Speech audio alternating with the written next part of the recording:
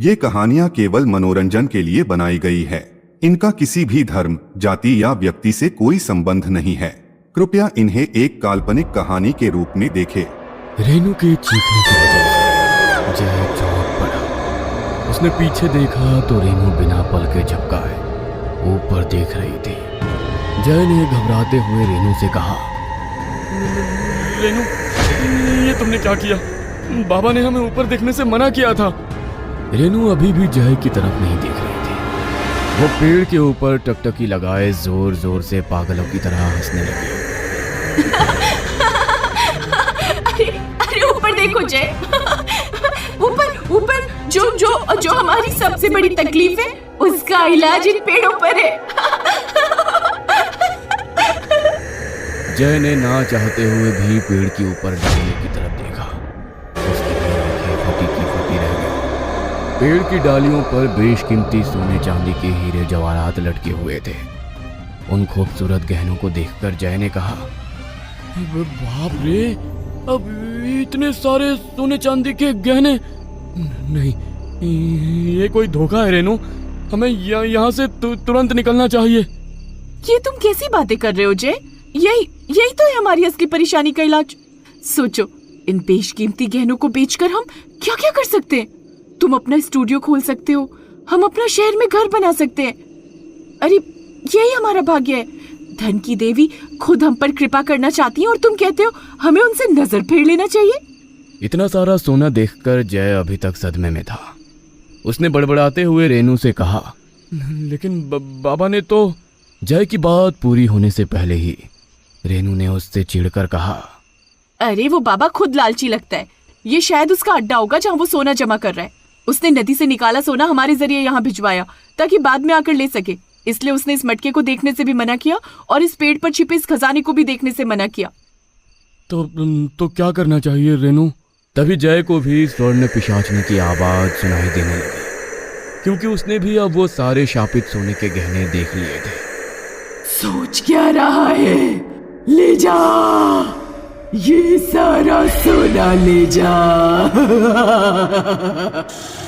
उस आवाज को सुनकर जय चौंक पड़ा और डरते हुए बोला, ये किसकी आवाज है? कौन है यहाँ?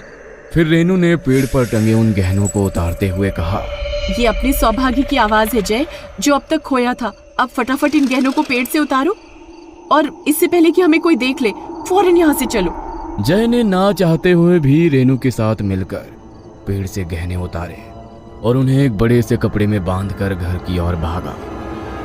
इस घटना को कई दिन गुजर चुके थे। अब जय और रेनू के पास खुद का बंगला था, गाड़ी थी और हर वो ऐश व आराम की चीज थी जिसका वो लोग कभी सपना देखा करते थे। उन दोनों ने उस सोने को बेचकर तमाम अय्याशियां की, मगर इन तमाम माली जहन चीजों के होते हुए भी उनके मन में सुकून नहीं था, क्योंकि कुछ ही दिनों बाद रेनू एक लाइलाज बीमारी कोढ़ से ग्रसित हो गई थी। उसे पेड़ से लाया हुआ सोना उसने जिस जिस अंग में पहना था वो सड़ने लगा था। दोनों मिलकर अच्छे से अच्छे डॉक्टर को दिखा चुके थे, मगर उन्हें इसका कोई ऐसा इलाज नहीं मिला था जिससे रेनू ठीक हो सके। धीरे धीरे कर रेनू का शरीर आधे से ज्यादा कोढ़ की चपेट में आ चुका था। उसके शरीर का मांस सड़ सड़ कर टपकने लगा था। वो देखने में कुबड़ी नाटी किसी पिशाचनी जैसी नजर आने लगी थी। आखिरकार एक दिन अपनी की हुई गलती पर रोते हुए रेनू ने जय से कहा, जय, मुझे लगता है ये सब उसी सोने का श्राप है। मैंने जो पाप गुजरे हुए वक्त में किया है, ऊपर वाला उसी की सजा मुझे दे रहा है। ऐसे निराश मत हो रेनू, हम कोई ना कोई रास्ता मिलकर निकाल लेंगे। अगर सोना शापित था तो जिसने इस सोने का पता बताया था वही इससे बचने का उपाय भी बता सकता है। हमें उस अघोरी बाबा के पास चलना चाहिए। उसी रात एक महंगी कार शमशान घाट के सामने आकर रुकी, जिसमें से जय और रेनू बाहर निकले। शॉल ओढ़े रेनू बीमार और काफी बदसूरत नजर आ रही थी। फिर जय पूरे शमशान घाट में आवाज लगाता हुआ उस अघोरी को खोजने लगा। बाबा, आप कहाँ हो बाबा? आवाज देते देते जय नदी के किनारे पहुंच गया। उसके पीछे रेनू भी शॉल लपेटे खड़ी थी। कुछ ही देर में नदी के पानी में हलचल होने लगी और वहीं अघोरी बाहर आया। उसने उन दोनों को देखते हुए कहा, मुझे पता था आज नहीं तो कल तुम दोनों लौट कर आओगे। उन शापित स्वर्ण आभूषणों को हाथ लगाने के बाद इंसान आगे नहीं पीछे ही जाता है। सिर्फ तुम दोनों ही नहीं, उस सोने को पाने की लालच में कई लोगों ने अपनी जिंदगी नरक से बदतर कर ली। बाबा, मैं तो कुछ मांगने आया था आपसे, पर मेरी बीवी को उस सोने की लालच ने अंधा कर दिया और हमसे ये पाप हो गया। हमें और शर्मिंदा ना करिए बाबा। मैं कर्म से अघोरी हूँ, मैं किसी का उपहास नहीं ले सकता। मैं तो बस तुम दोनों को आईना दिखा रहा हूँ। मैंने तुम दोनों को 2 बार सावधान किया था। वो सोना श्रापित था। ये मैं नहीं जानती थी बाबा, इसलिए मुझसे ये गलती हो गई। मैंने तुम दोनों को जो सोने के आभूषणों से भरी हुई मटकी दी थी, वो सारे मरे हुए लोगों के थे।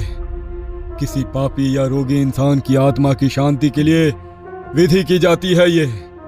मेरे जैसे अघोरी या साधक अक्सर ऐसे सोने को स्वर्ण पिशाचनी को चढ़ाते हैं ताकि उनसे मनवांछित कार्य करवाया जा सके। मैंने भी तुम्हें वो सोने की मटकी इसीलिए दी थी कि तुम अपना सोया हुआ भाग्य जगा सको। तुमने वहां पेड़ पर लटकते हुए जो भी गहने देखे थे वो चढ़ाए हुए और शापित थे। इसलिए मैंने तुम्हें मटकी और वहां चढ़े हुए सोने को देखने से मना किया था ताकि तुम्हारे मन में लोभ ना आए। लेकिन तुमने ना सिर्फ उन सोने को देखा बल्कि उसका इस्तेमाल भी किया, इसीलिए शापित हो गए। मैं उस पिशाचिनी के बहकावे में आ गई थी बाबा।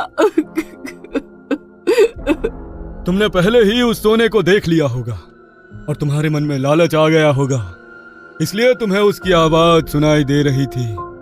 पर ना, उस पिशाचिनी को सुनना या देखना संभव नहीं। बाबा, हमें पता है हमने बहुत बड़ी भूल कर दी है, मगर हम पर दया कीजिए। कोई तो रास्ता होगा। एक रास्ता है जो मुश्किल तो है पर असंभव नहीं। यदि तुम दोनों में से कोई एक अपने वजन के बराबर सोना निकालकर स्वर्ण पिशाचिनी को चढ़ा दे तो वो श्राप मुक्त हो सकता है। पर बाबा, इतना सोना हम कहाँ से लाएंगे? इसके अलावा कोई दूसरा रास्ता नहीं है। जय और रेनू अपने ऊपर लगे इस पाप को छुड़ाने के लिए दोबारा उसी बबूल के पेड़ की ओर चल पड़े जिस पर स्वर्ण पिशाचिनी का वास था। दोनों उस पेड़ के नीचे खड़े थे। तभी उन्हें वही आवाज सुनाई दी, ले जा, जितना सोना चाहिए उतना ले जा। अपनी किस्मत चमका ले। जो उन्होंने पिछली बार सुनी थी। उस आवाज को सुनकर रेनू ने गिड़गिड़ाते हुए कहा, हमें माफ कर दो, हमें और सोना नहीं चाहिए।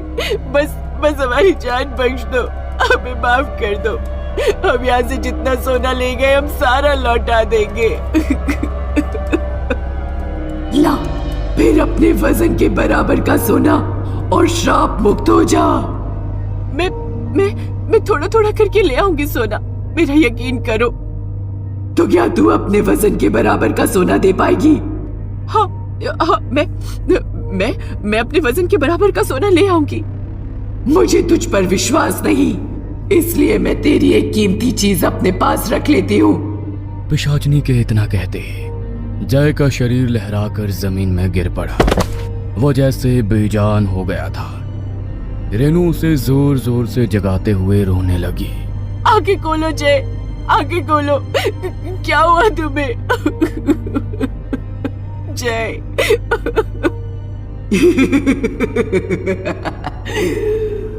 तेरे लिए इस वक्त यही कीमती है, इसलिए मैंने इसकी आत्मा गिरवी रख ली। आने वाले कुछ वर्षों तक इसका शरीर बिना सड़े मेरे पास सुरक्षित रहेगा। तब तक अगर तू मेरा सोना लौटा देगी तो मैं तेरे पति को भी लौटा दूंगी और तुझे इस कोड़ के श्राप से भी मुक्त कर दूंगी। मैंने अपनी जिंदगी में सब कुछ खो दिया। अब मेरे पति के अलावा मेरे पास कुछ भी नहीं है। मैं इसे नहीं खो सकती।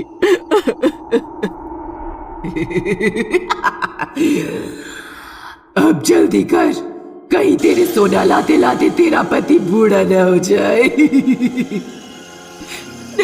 नहीं, मैं लाती हूँ सोना। मैं लाती हूँ, चाहे जितना वक्त लगे।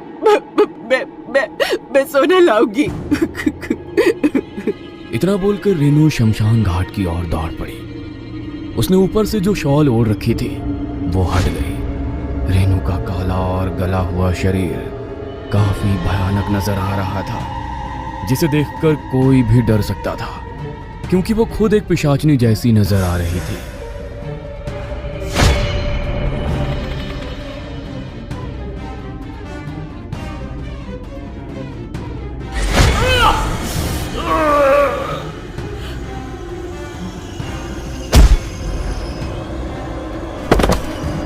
ये वही रेनू थी जिसका आज तेरे हाथों अंत हो गया। जय की आत्मा अब इसी की आत्मा के साथ मुक्त हो जाएगी, इसलिए मैंने तुझे उस शापित सोने को हाथ लगाने से मना किया। पर बाबा, वो अघोरी बाबा कौन थे और उसके बाद उनका क्या हुआ? वो मेरे गुरु थे, स्वामी बटुकनाथ, जिन्होंने बाद में जल समाधि ले ली। उन्होंने ही मुझे स्वर्णनाश की कथा सुनाई थी। वही कथा आज मैंने तुम्हें सुनाई। आपका बहुत बहुत शुक्रिया बाबा, वरना आज मेरा भी ऐसा ही हाल होता। पर क्या मेरे हाथों कोई गलत काम तो नहीं हो गया? नहीं, ये कोई अपराध नहीं। तूने बस रेनू के सड़े गले शरीर में कैद लालच को मारा है। उसकी मृत्यु तो बहुत पहले ही हो चुकी थी, केवल आत्मा की मुक्ति बाकी थी, जो आज हो गई। यही उसका भाग्य था। तीनों ने मिलकर रेनू के शरीर का पूरी विधि विधान से अंतिम संस्कार किया। जला सिर्फ रेनू का शरीर था, लेकिन स्वर्णनाश के श्राप से जय और रेनू दोनों की आत्मा मुक्त हुई थी। पर कुछ देर बाद नीलेश और अमन अपने गांव की ओर लौट गए, मगर उन्हें जिंदगी की एक बड़ी सीख मिल चुकी थी।